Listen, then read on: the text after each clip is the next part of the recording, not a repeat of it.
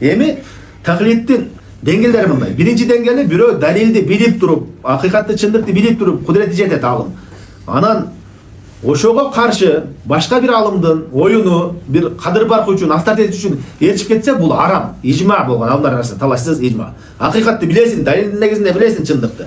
Бирок ошого карабастан кой биз бул алымдын кадыр баркы бар деп ушуну ээрчип кетсең, ал бул арам экендигинде талашсыз. Экинчи деңгээли карапайым адам, кудурети жетпеген адам, далилди билбеген, түшүнбөгөн адам алымды ээрчигени бул уруксат берилет. Бул да талашсыз ижма.